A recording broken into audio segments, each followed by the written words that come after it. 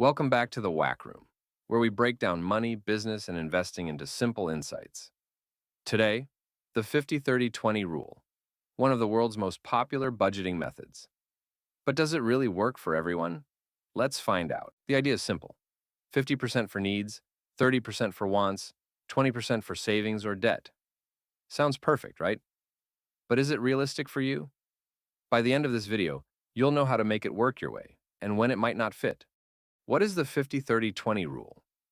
The 50-30-20 rule is a simple budgeting guideline, first popularized by Senator Elizabeth Warren in her book, All Your Worth.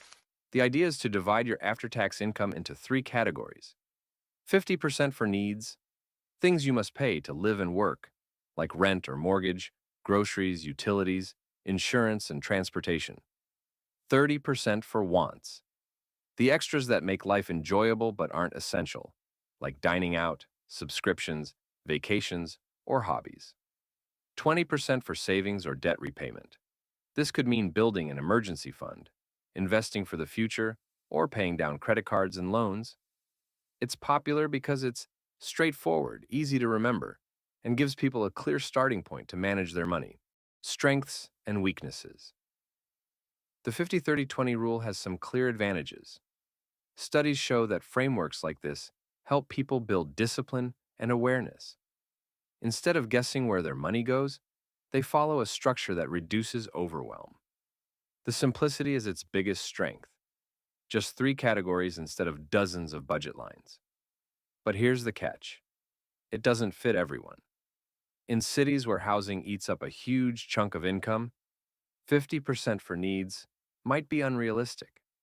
For freelancers or gig workers with fluctuating income, sticking to fixed percentages can be tough. And for people with heavy debt, 20% towards savings and debt may not be enough.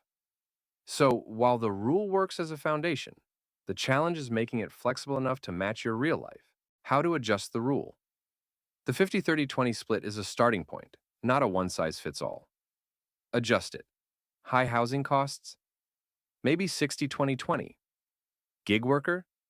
Base it on your lowest earning months. Heavy debt?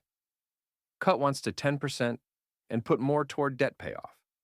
Even saving 10 to 15% consistently is progress. How to start today. Here's how to put the 50-30-20 rule into action. Step 1. Track every expense for a month. Use a spreadsheet, budgeting app, or even just notes on your phone. Awareness is the first win. Step 2. Compare your actual spending to the 50-30-20 split. Are your needs taking more than 50%? Are wants creeping higher than you thought? Step 3. Choose a version that fits your situation. Maybe 60-20-20 if rent is high, or 55-25-20 if you're aiming for more savings. The key is flexibility, not perfection. Step 4. Automate as much as you can. Set up direct transfers to savings or debt payments right after payday. That way, you pay yourself first without relying on willpower. Step 5. Review every 2 or 3 months. Life changes: income, rent, goals. So your budget should adapt too. Think of it as a living plan, not a one-time setup. The 50-30-20 rule is a great foundation, but the key is to make it yours.